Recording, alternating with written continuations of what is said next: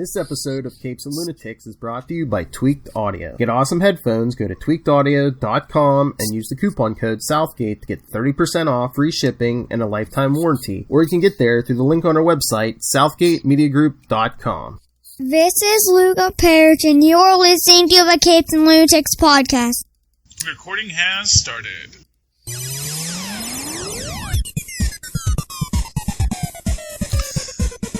Hello and welcome, ladies and gentlemen, once again to the Capes and... No, not the Capes and Lunatics, to Superconnectivity! What show am I on? What day is this? I don't know! I demand answers! Answers I demand, and I am your host, Charlie, the Professor Esser, professing I don't know what day it is, and with me, as always, is the blue-eyed bomber from the Burger Pits. Fill me in, Perich. Welcome, Philip. Fill me in, Perich. The man who knows what I do not. So Phil, let's get a couple quick things out of the way. Let's talk Legends of Tomorrow. Okay. The show I live tweet every Sunday night at 8 at Charlie Essa. We'll get to that in a minute. So this was their The Stuff episode. They even reference the stuff in it.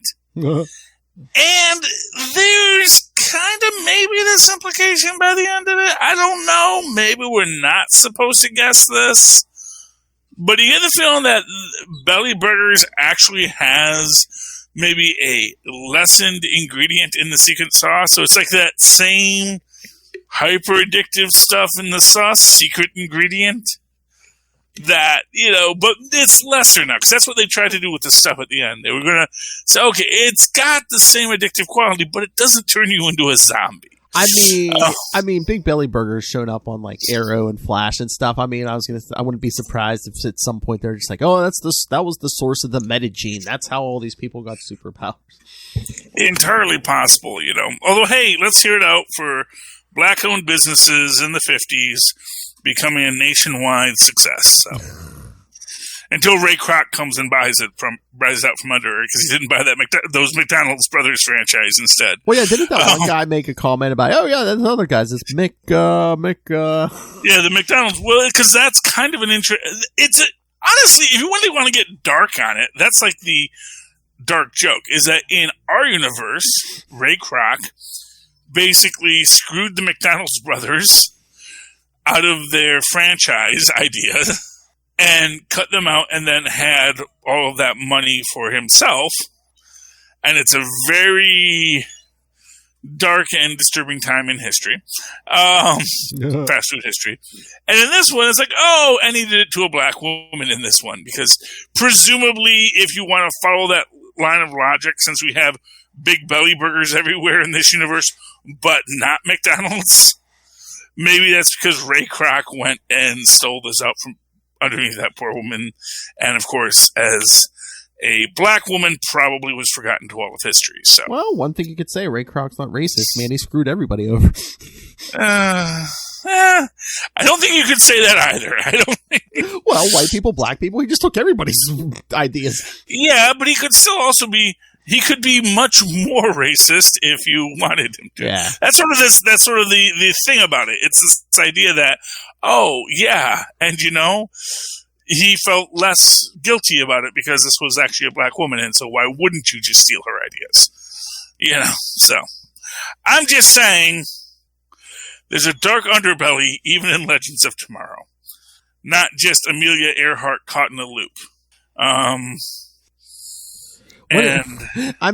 What is with like pop culture obsessed with Amelia? I mean, it's a big mystery, but I mean, remember she showed up on Voyager too. Oh yeah. Well, the idea is that anything that, and I guess there's a lot of nerds who are very fascinated by Amelia Earhart because she was a famous aviatrix, and if you are a person who is fascinated by strong female characters, of which many female nerds likely are, that becomes a character that you want to have some kind of story with. So I'm never surprised to see Amelia Earhart show up. Yeah, I mean, it was one of the big unsolved mysteries of the 20th century, yeah.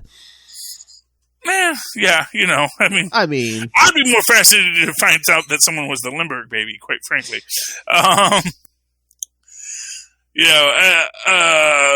But yeah, it is what it is, and I just found it weird that she's in that time loop that she can't get out of, which makes sense because we look at her and it's like, oh, you haven't aged, so something's weird. And I get the feeling there's kind of a quality to this story that is sort of like that Agents of S.H.I.E.L.D. thing when the Hive showed up, where it's like they aren't really there anymore. They're just infected by whatever's here, and it's just meat puppeting them. Oh, yeah. So that's the vibe I got from that. I mean, it's aliens. Yeah, because, she was so crazy. I thought I'm like, this either isn't her. Yeah, she's been taken over by Well, something. yeah. Well, either they took that form or to interact with these humans because, this one's a human. I have a human that has been here before, Yeah. So that could be the possibility. There's lots of possibilities that we're seeing in this, and it's interesting. It's interesting. I really like Legends of Tomorrow. I like what they're doing this season.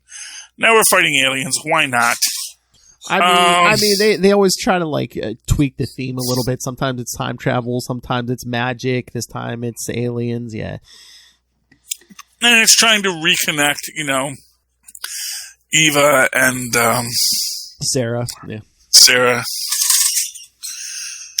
Yeah, how did it get to be Everest? I don't know. But anyway. Avalanche? Oh, Avalanche? Oh, is that what it is? Oh, yeah, it's Sarah Lanch and Eva, so it's Avalanche. Yeah, Ava and Eva Lanch. I was trying to remember what the heck the ship name was on that.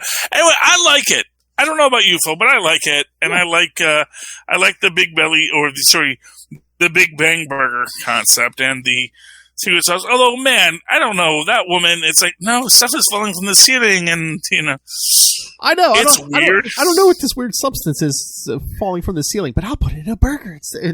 Well, I liked the idea that this is a secretion the creature emits to have mammals in the area just sort of get it and then just want to get fattened up.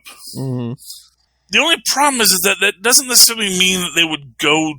I could see an animal just eating that substance, but then all you're going to eat is stuff you've already secreted. True. So you need them to want to eat other things. So I don't know if it 100% works, but it works for it as a Mothra character. Those Legends of Tomorrow logic. Little disappointed that they did not have Heatwave take out the moth because it's like, moth to a flame. Like a moth to a flame. It's like, it writes itself, and they didn't do that. They went with a bug zapper motif. I guess because they felt that Isis needed the Ark. But it's like, it just seems like that was one, but maybe that's why he's leaving. It's like, he's not getting the good lines, or maybe he just didn't want to do the line. Yeah, because even last season and stuff. Yeah, I don't know if he's even there all the time. So yeah. Anyway, but I enjoyed it as a story. If you can get beyond the politics of it and the things unsaid, it was actually really enjoyable. Mm-hmm. One of the things that was most interesting to me this week, outside of that, though, was that, and it's two simultaneous kind of reveals. One is that Shang-Chi and the Eternals are not apparently being released in China, which is kind of interesting considering that these were two films that were expressly written for the Chinese market. And it just, you can see Marvel was like, oh, okay, cool. But at the same time, they've also announced that they will not be released same day on Disney+. Those are going back to theaters as a first run. And it strikes me these two facts may be related in the idea that they realize they can't do a same-day release with this because they're losing that Chinese theater market.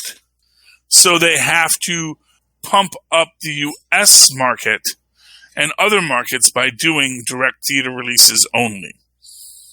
What do you think, Phil? I mean, that seems like the logic to me.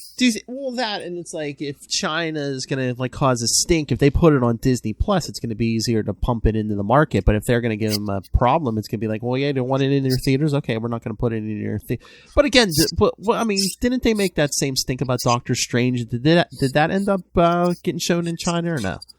That did get shown in China, as I recall. They haven't lost the Chinese market yet. So this is the first time. So it could also be some Chinese officials looking to wet their beak a little more. Yeah. And that's because, I mean, not for nothing, the Chinese market does have a lot of people in it who very much work on a bribery system. And it's this very complex issue in China because China wants to not have a corrupt government, but because it has a corrupt government, they kind of have to silence people pointing out how corrupt the government is because they want the government to be understood to not be corrupt. So you can't say the government is corrupt in China, even though that is part of the problems that the Chinese government is constantly fighting, because they really don't want some local official dipping his beak all the time and causing inefficiency in the system. That's how you get revolutions. So basically, you're saying a corrupt politician or somebody over there wants Disney to pony up, basically bribe them to let them in the country. Essentially, yeah, that's it. Essentially, it's like, oh, well, that's what was not decided. So they're presenting the idea that it's not on the list of films to be released. So they're letting Disney know it's not on the list. And then maybe Disney's just going to, oh, I'm sorry, is that your wallet that fell on the ground with this money? I don't know. It's certainly not our wallet that fell on the ground with this money. Perhaps you should take it, put it in the lost and found. And then we'll see if that changes. And then that little bureaucrat says to his boss, well, no, it wasn't on because the decision wasn't made. Guess what? We just made a decision. And that's how these kind of things work. But it's possible that Marvel making the choice or Disney making the choice to say, no, you know what? We're just going to U.S. theaters and your people will not have a Chinese superhero. And you'll deal with that cultural fallout. I mean, that you didn't do that. If nothing else, I mean, Disney really doesn't want to do that with China because, I mean, they start doing that. Aren't there going to be other countries with like some corrupt people saying, "Oh, hey, wait a minute, you're giving money?" Well, no, because you can only do that. You can only do that if you have a media control board. Yeah, that is highly restrictive. So, for example, Russia, Canada, the UK, generally speaking, they aren't as restrictive with these things. Like, the only one that gets close to it is the German board, but they're only worried about you, like, profiting off of Nazis. Anything goes except for Nazis. Like, nope, no Nazis. And that's, like, their rule. They got, like, one rule, and it's, like, that's why you can't have Nazis in films a lot of times. Because they say, no, we don't put them in our movies. We do not glorify them in any way. We don't even like Hogan's Heroes. You can make a stupid Nazi. You can make a evil Nazi. Someone's going to like them. And we don't want anyone ever liking Nazis. They're adamant about this. They've gone through this. They're not doing it again. So the idea that, China might be doing a flex on this, it's possible. But I think that maybe what Disney is doing is flexing back. And that is the kind of thing that will get that petty bureaucrat in trouble. Because generally speaking, it's not that, Beijing doesn't know about corruption. They just want to handle their corruption quietly on their own terms. They don't want to admit it to the world. They don't want to admit it to the world. But if you're like, oh, well, gee, I guess I'm sorry we didn't meet your standards. We'll just release this in another way elsewhere. Our apologies, sir. And then someone in Beijing will say, hey, bureaucrat who said Disney couldn't release their blockbuster Chinese superhero. You're about to disappear. Well, it's like, why did you make that choice? Could you sell us on this choice? Now, granted, you can make the idea of Western culture. There's some vibes in there that people could say they had a coverage on. I don't know what their coverage is going to be on Eternals. Although, actually, in that one, the director actually made her statements about Hong Kong, so I think a lot of people felt that was coming. But then again, it's like, yeah, but is this a film about Hong Kong? It's not about Hong Kong. The director may be doing it. We just don't even have to say she directed it, you know? We can just say, Marvel movie! The Marvel movie, Eternals, now showing in Beijing, directed itself. Kevin Feige, producer. That's all you need to know. Everything else, inconsequential. People just showed up, did stuff in front of a camera. It's actually a documentary. It's ad-lib. And that's the idea. So, yeah, so it's interesting. It's interesting how it's playing out because this is, you know, and people have worried about pushback from China for a long time. This is the first time China's really pushed back on things. And this is the thing. This is not an official pushback. All that has happened is one news release doesn't have these Marvel films listed on their list of films to be released on the Marvel release schedule. So it's a very passive-aggressive way to present it. And I think there's just a lot of negotiations going around and back and forth, and everyone being, oh, pardon me, no, pardon me, no, pardon you, no, pardon you, you first, please go through. And that's where we're at, I'm thinking, with that. But we'll have to see where it goes. What else was on our list this week, Philip? Do you want to say something about the Loki? Oh, yes. So that's the big news. Well, it's not a big news, but it's big enough for me. Is Marvel is sponsoring a tweet along with Loki, a live tweet at 5 p.m.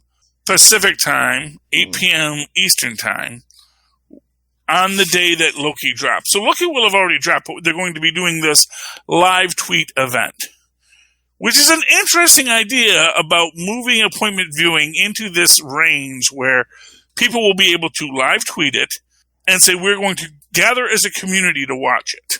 You can watch it before, or you can watch it at that moment and do your live tweets then.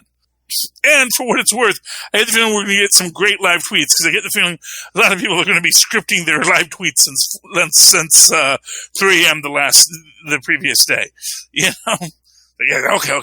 I got. Oh, and that's what we'll say here, and we'll do a rewatch, and I think we're going to have a great amount of live tweeting. We're going to have a lot of social interaction, and for what it's worth, that is one of the strengths of the social media platform with streaming content is how do you get the eyeballs there?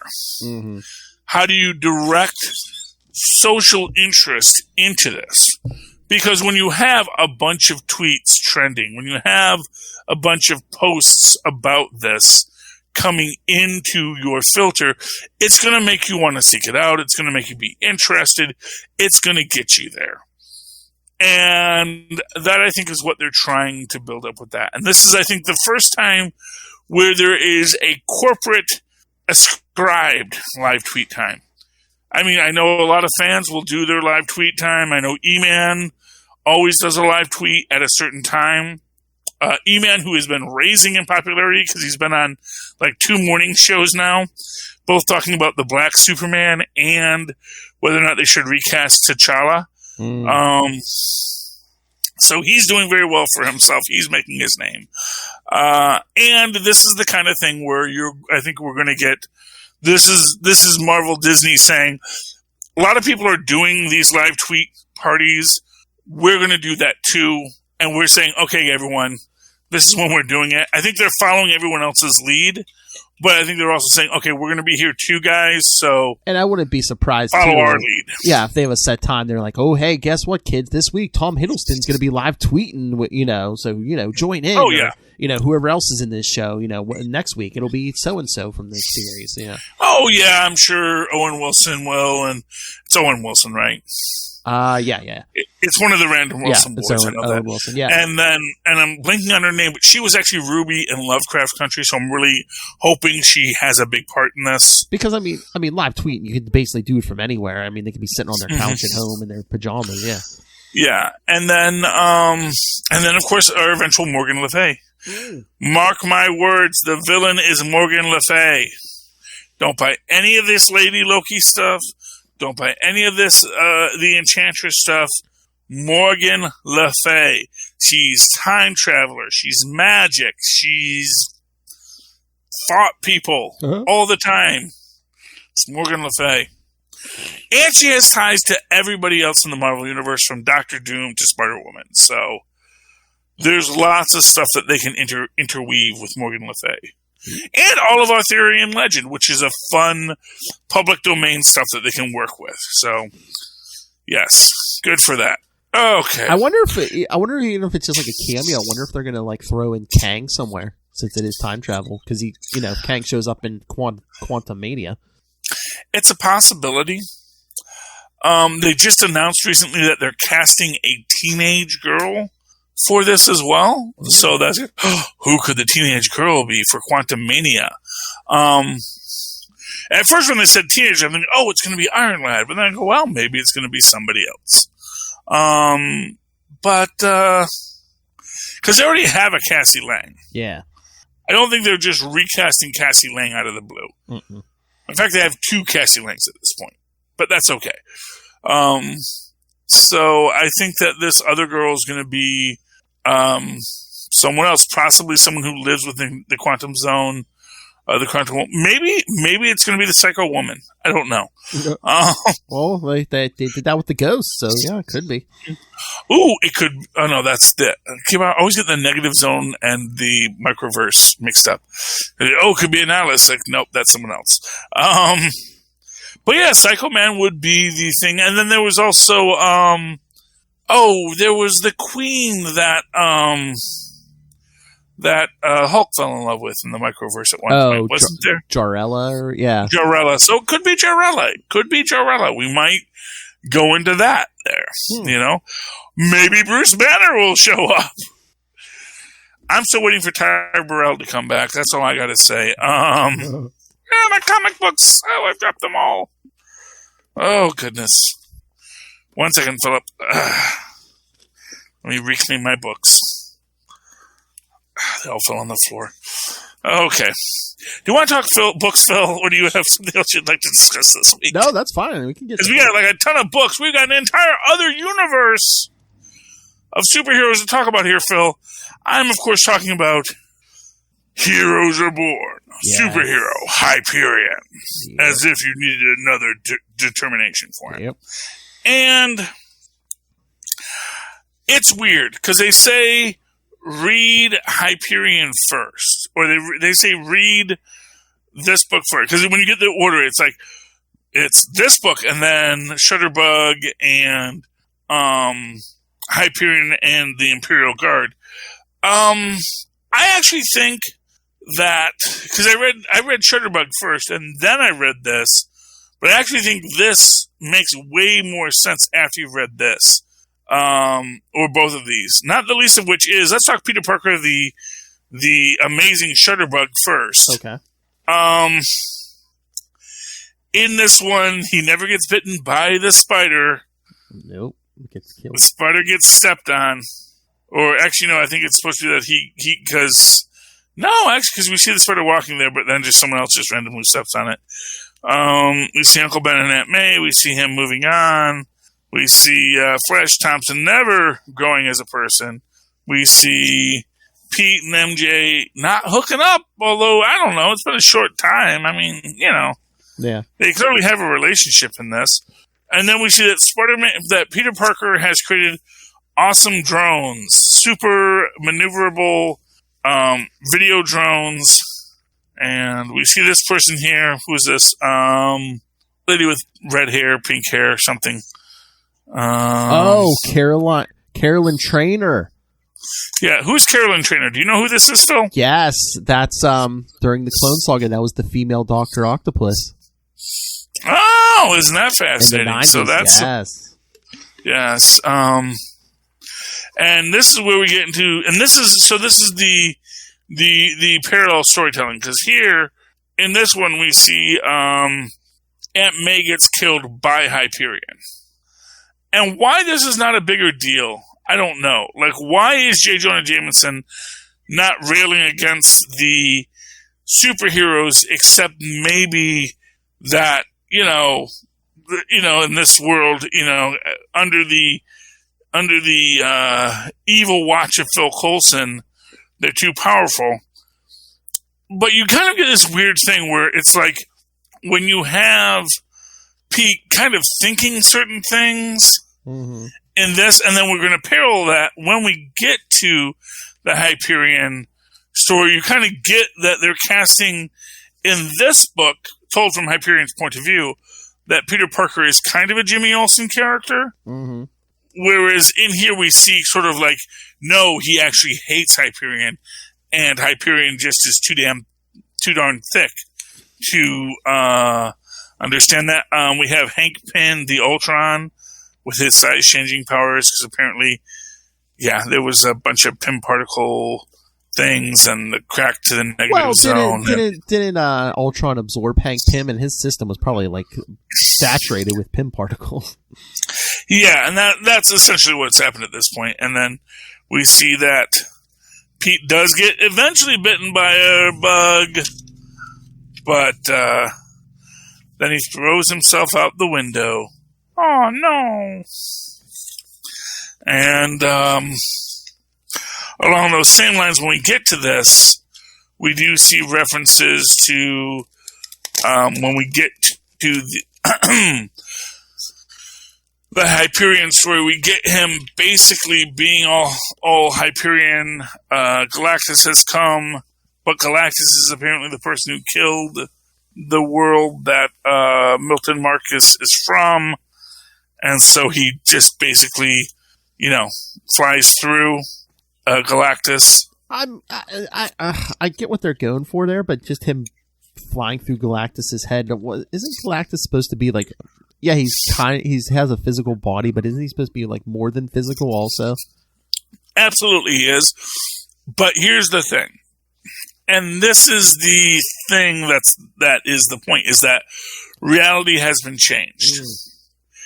Things are not as they're supposed to be. But we still don't know what's altered reality and made Hyperion. Well, we might get that, because in this one, I like this where he's grading the papers, because he is the school teacher in this one. In the sky, yeah.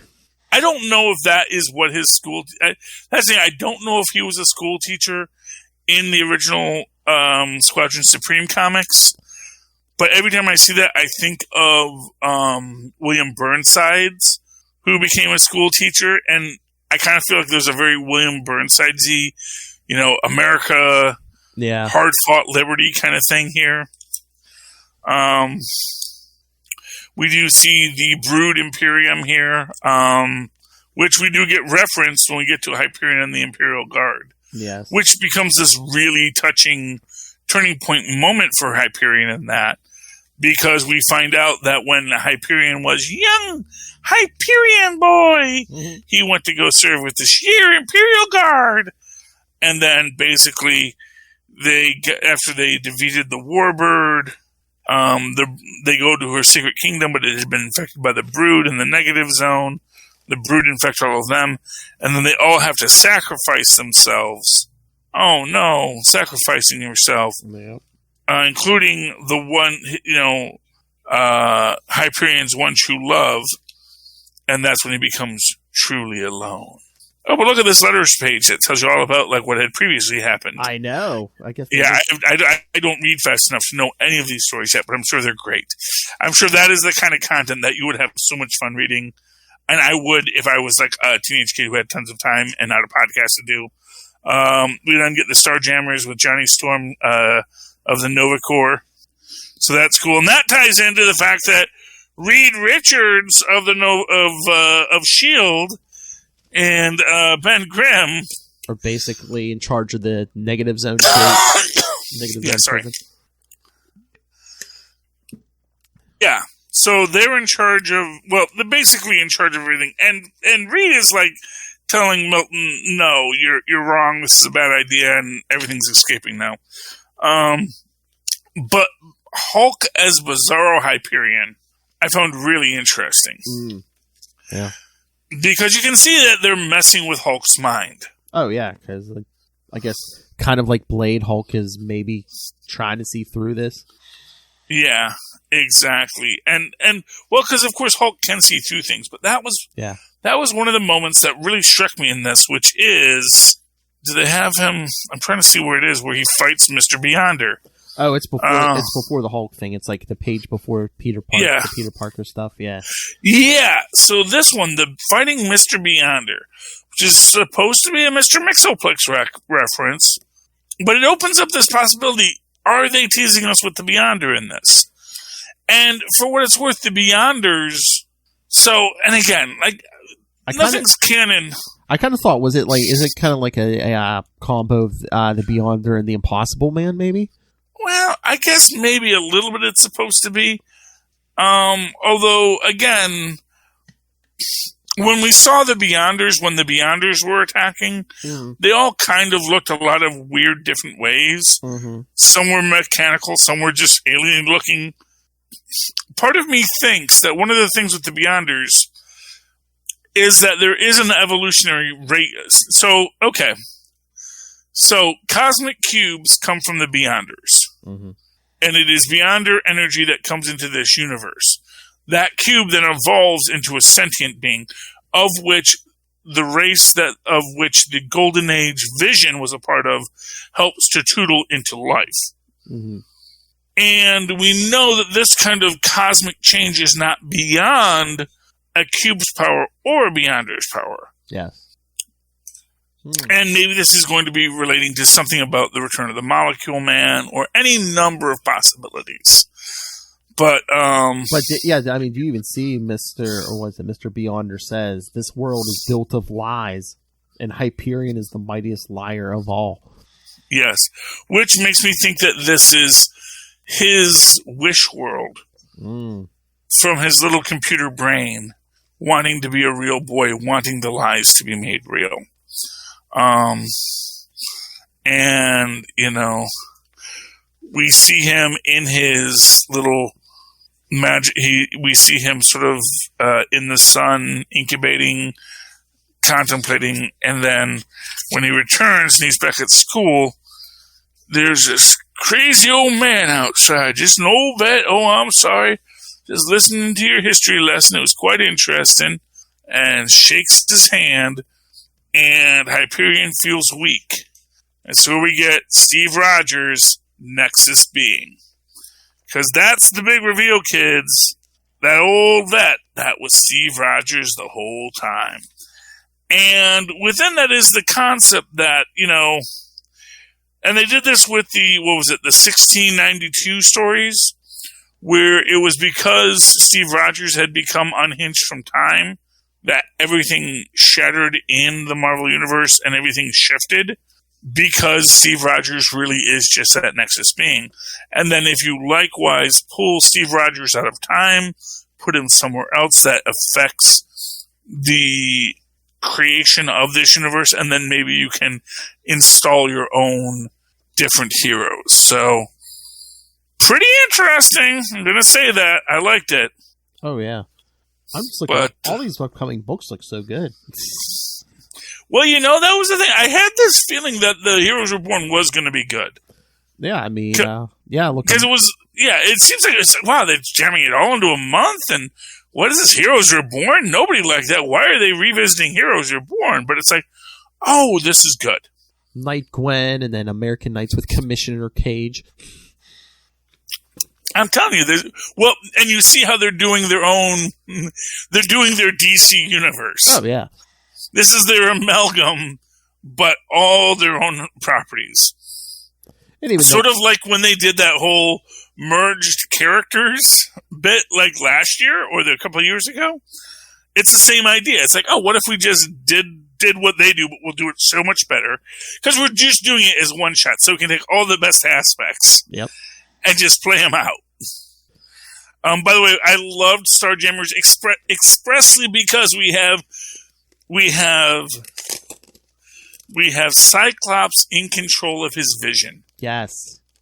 And that is like the one thing that just bugs me about clone Cyclops, that they keep on giving him the same brain damage to prevent him from controlling his vision. Yeah, but if they don't, then he's going to see through the illusion, though. Well, I guess. I don't know. Maybe. Whatever it is. I don't know, yeah. To me, it doesn't make sense. It's like if you were growing me a new body, it would be the new body as it's supposed to be. Let's make sure that you have that big scar there. Let's make sure we chop off your arm since you didn't have an arm in the last life. I mean, unless he's like in the psychosomatic thing like Ben Grimm. Yeah, you never know. Yeah. It's always done. And speaking of Ben Grimm. Oh, Fantastic Let's Four. talk Fantastic Four, because you know what we get in this, Philip? Something that was was that canonical? When she does that, is that canonical? It's canonical, Phil. You know what I'm talking about, right? The whole Elijah thing? Well, what happens with Elijah when she just decides, my world needs me, I must leave? Oh, yeah, Alicia, yeah. Who's the puppet master, Phil? Alicia Masters, Grimm. Alicia Masters Grimm is the puppet master now. And that is in it now. She is like, no, I know what I'm doing.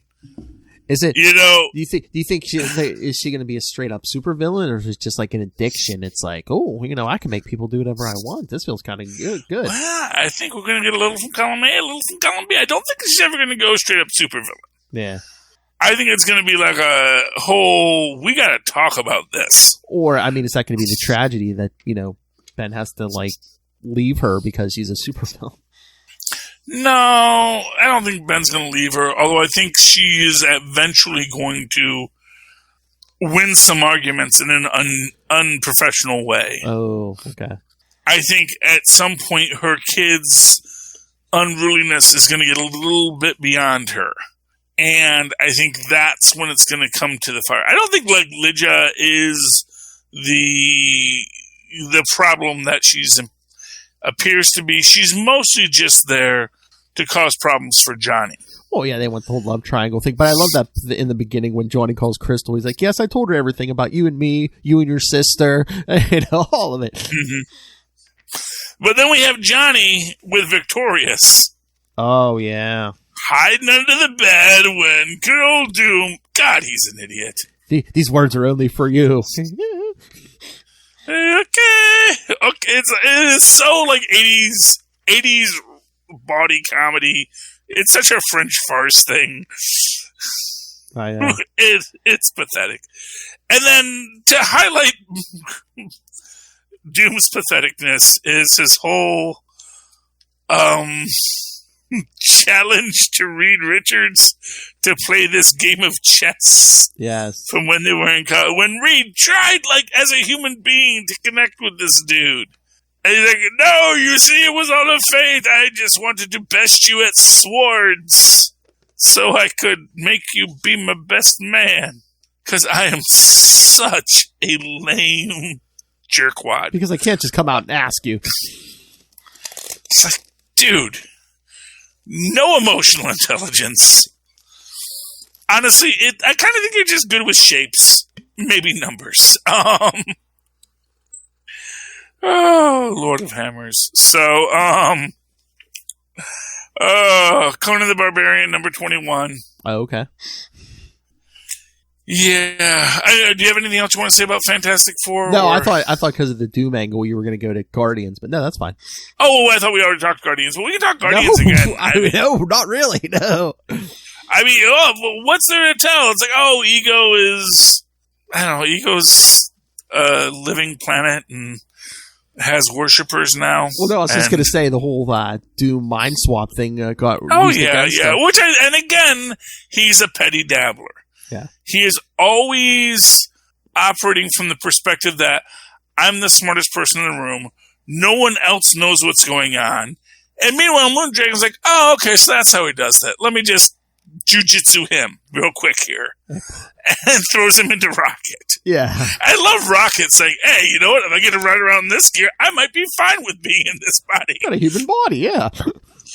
Yeah, and I love that they goad him. They goad him into, well, yeah, we see, yeah, you like having that super strong, super flexible sprawl body. Yeah, we can see why you'd want to have that body, not your own pathetic broken body. Yeah, we understand. They're like, no, man, I can do anything I want. And it's like, see, and it's like the reverse of being born in the briar patch, Mm. He's like, no, I like to be stuck in the tar baby. Get me in there. And so, if Doom's doing the mind swap thing, that has to be the real Doom, right? So, if this is taking place at the same time, I mean, I know they don't care about continuity anymore. So, is Victorious going to be marrying a Doombot then? Well, it's not taking place at the same time. I'm presuming this is like slightly after, because the idea is that he is going into space. Needs her to run the kingdom while he's away, but now he has to go face the big thing, the big threat that he doesn't know what the big threat is, but he knows there's going to be one. And instead of it appearing on Earth like 99% of the time does, he says it's going to be out there, because he said, well, I didn't know it was going to be a planet of death worshippers, but yeah, I knew it was going to be something. Well, it's the next big cosmic event. What is it? The Last Annihilation or something? Yeah. Yeah. It's like another one of those. Yeah.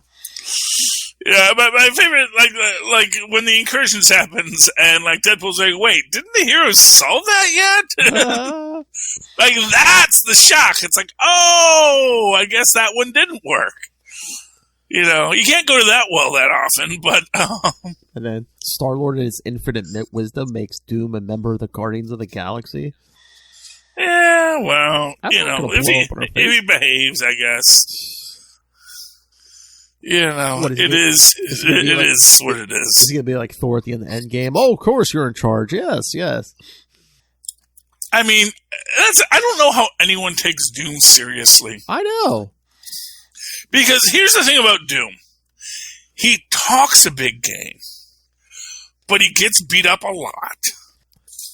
Doesn't really okay. He's conquered one part of he's just expanded Latverian borders with I don't know, is it Skirmirchia or whatever it is? It's not Sokovia. Yeah, Silver Sables. Yeah. But at the same time, it's like, well, yeah, is this going to last? People don't like to be conquered, generally speaking, and it's like all you do by being the evil. Dictator is it makes people not like you being an evil dictator. It's like, like when he had his little municipality, it's sort of like Wakanda. Like the reason Wakanda doesn't conquer the Earth, because that's a lot of paperwork. Mm-hmm. Do you have any idea how much paperwork is involved in conquering the entire planet? Whereas we can just sit in our own little place and we can take care of our people. We can all be cool. We can help other people when they ask. But generally speaking, we don't want the headache of conquering all y'all. Yeah. That is just too much work. And again, they're a little more benevolent than Doom, so. Well, but that's the point. Is Doom doesn't think it through. Yeah. Doom doesn't think about the bureaucracy because he's like, I will blow you up. It's sort of it's sort of like when Conan becomes king of one thing and all the bureaucrats are coming up. Someone's got to deal with the waste refuse. He's like, I want to go punch people and stab them. It's like. That's not what a king does. Oh, please. Doom was in a war for years with a child and he couldn't beat him. Doom has been in a war with everybody and can't beat him. It's just... I was going to say. What has Doom done successfully that hasn't been overturned? Nothing. Exactly. I mean, he's a petty dabbler. Even in magic, he's a petty dabbler. It's like, if he can get a talisman or something, he might be able to really pull a fast one on Strange. That's like Loki pulling a fast one on Strange, except not as good. Because Loki's just a god, and he has to pull a fast one. And Doom can also pull a fast one. I mean, Doom was decent as the infamous Iron Man, but they undid that real quick.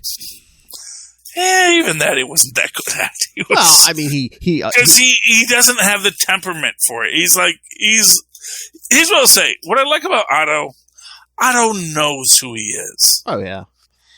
Otto knows he's a supervillain. He's doing his thing.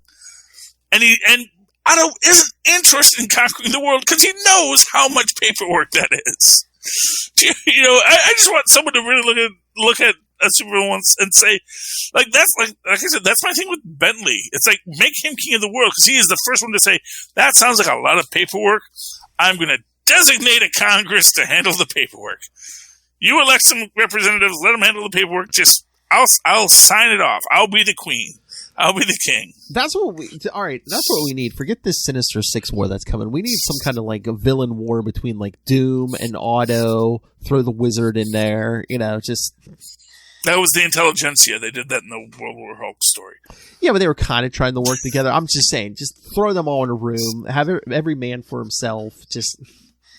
No, because the Wizard isn't stupid enough to do that. The Mad Thinker isn't stupid. The only people that might be stupid enough to do that are the Leader and Dr. Doom.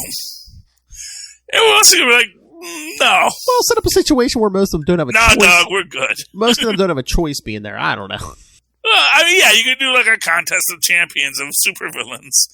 And then, Doc Ock, his vanity's on the line. He's not going to be shown up by some kind of petty dabbler college dropout like Doom. You know? And that's the thing. It's like, if you actually put like people that have like focused on things. Yeah. And then again, that's where a guy like Dr. Octopus would succeed. Because he's going to say, hey, Mordo, I don't know magic. You know magic, right? It's like, yeah, well, why don't you and I work together? And I'll beat this guy in his science. You beat him in his magic. And then, we'll take out this college dropout petty dabbler and send him home crying to his mama with Mephisto. Because... his arch nemesis is a super smart rubber band. Well, to be fair, he is a very smart rubber band. Oh, yes. And that's the thing. And also, he's totally... not like aggressive towards him. No. It's not like his villain is Reed Richards if he was the Punisher. Yeah, I know. It's like if Reed Richards was the Punisher, if like ever anything, like, you know how those Superman stories always go where like, oh no, someone killed Lois. Well, guess I'm evil now.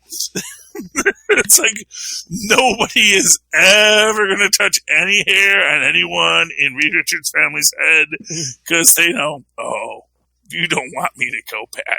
You don't want Reed Richards to break bad because he's going to break bad all over all of y'all. Let's drop you all in the negative zone. Yeah. Yeah, that is the Phantom Raider universe. Oh, yeah. Where Galactus killed his family. Yep. And so he goes around and to be fair, he only kills other Reed Richardses. Yeah, he just hates himself so much, so he has to kill all of themselves before he makes more mistakes. Effectively, yeah. So anyway. All right. Tell me about Conan. Yes. Conan the Barbarian. I was hoping they were going to do a whole thing with this guy being an ancient Howlet because we got that fact last issue that this guy just sort of heals himself up. You break his neck, he just pops it right back into place. Oh, jeez. Because, hey, who knows where that genetic line started? I am waiting for my Eternals scene with Enkidu where he pops claws. That's all I want. I just want an Enkidu popping a claw, facing off against Gilgamesh, and then becoming best friends. That would be awesome. You can even do it in like a weird anime thing at the start of it. Like, there were many legends of the Eternals. There was Gilgamesh and the wild man Enkidu. And then you just have this thing, and they fought, but then became friends. And you just have one scene with the claws out, and then it's like, that will be the biggest thing. That will be as big as Avengers Assemble. That'll be as big as Cap grabbing the hammer. You just pop those claws on Enkidu. It's yours for free, Marvel. I don't make claim to it. Do it. But, so it's like this whole thing. Oh, he says he's empowered by the spirits of his ancestors, and all of my men may get super healing too if they just follow what I do. Which sounds a lot like the, Raised Fists of Righteous Harmony or the Boxer Rebellion, where they sort of said, yes, bullets bounce off of us, and if you foe us, bullets will bounce off of you as well. Spoiler, bullets did not bounce off of them. Yes.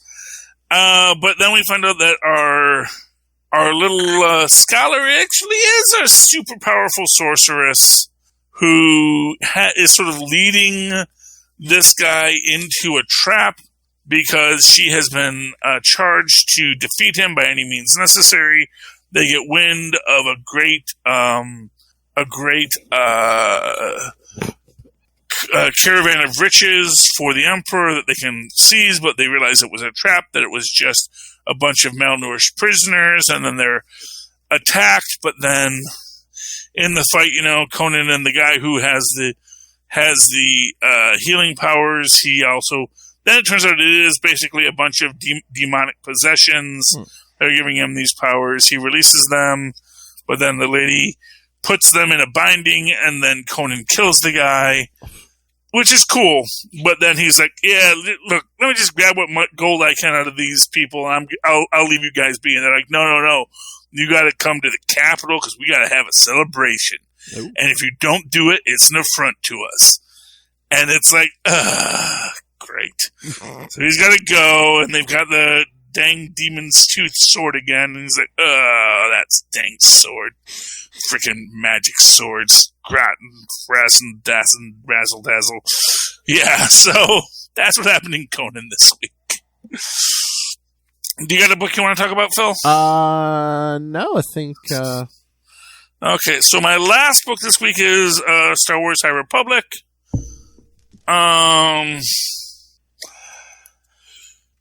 So basically, long story short, there's like a plant monster that's trying to take over the universe that causes the Hutts and the Jedi to team up, although before that they all keep on fighting. One of these plant infestations has infected the Jedi Master, that is our Padawan POV character's master. He eventually breaks free, but just long enough to say, here's how we have to defeat them. We have to let them know that our meat is rotten and that they should not infect us, which they do, which causes them to run, although only after the Hutts agree to work with the Jedi, so maybe there's something that'll come from this. But then we see that the stress of it actually killed our poor Jedi Master, at least seemingly on the last page, so we'll see if it takes. Maybe he becomes back as a Force Ghost, because sure, why not? I do like the High Republic stories. It's a really great take on Star Wars, generally speaking. It's different, it's new. I think it carries a lot with it. So, I endorse it. And that's all my books this week, Philip. Any final thoughts for tonight, Philip, before we call this a night? No, I think we're good. Well, Philip, I enjoy talking to you. Same. I enjoy listening to you. But you know what helps listening, Philip? Tweet. High-quality headphones. That's right. Tweaked audio. Tweaked audio headphones. And right now, our dear listeners who may be listening on, 99-cent store headphones, and they're going out, I'm saying, because every time you move your head a bit, it the short files, and then you can't hear. Go to tweakedaudio.com, use the coupon code SOUTH8 at checkout, get a decent quality headphone at a fraction of retail cost, and it helps you out, helps us out, helps everyone out. It's just a good thing to do. Likewise, they can go to huntakiller.com, use the exact same coupon code, and if you like those serial killer podcasts and said, man, I wish I knew a serial killer so I could be part of a podcast, well, now you can. Because you're going to help Michelle Gray solve a cold case. And it's like getting a serial killer podcast delivered to your house. And we all know how much you kids like that. Likewise, go down into our show notes. Click on the link to Amazon. Go to Amazon.com. Buy anything you want. While you're there, check out Pod Life, the book. The book written by the Southgate community heroes. I don't use that term loosely. Heroes who are making all of this content for you to enjoy. Find out why we podcast. You might enjoy it. It's available both in paperback and in digital download. Oh, by the way, forgot to mention, big shout out, Venture Brothers is coming back as a movie. Not much to say about it aside from that it's something that exists, and if you like Venture Brothers, you'll like it. They're also doing Metalopolis,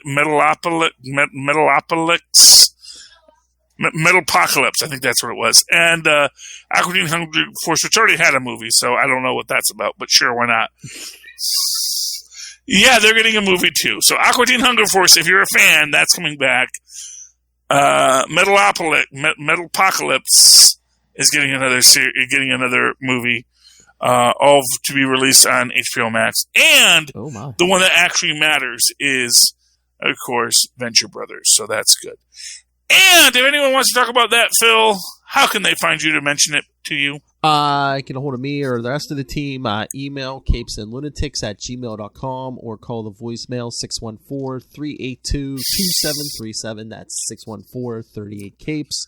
Or find links to all of our various social medias, YouTube channel, Patreon, merchandise at Linktree, linktr.ee/capesandlunatics. And, of course, you can always write to me in that old-fashioned email way that our mothers and fathers once said at superconnectivityblog@gmail.com. That's superconnectivityblog, all one word, @gmail.com. And follow me on Twitter as I live tweet Legends of Tomorrow, Sunday nights at 8, and Loki, eventually Wednesday nights at 8, Eastern Standard Time, at Charlie Esser. That's CharlieEsser. Look for the 2 E's in the middle. For quality. Bing! All right, ladies and gentlemen, thank you for listening to another episode of Superconnectivity.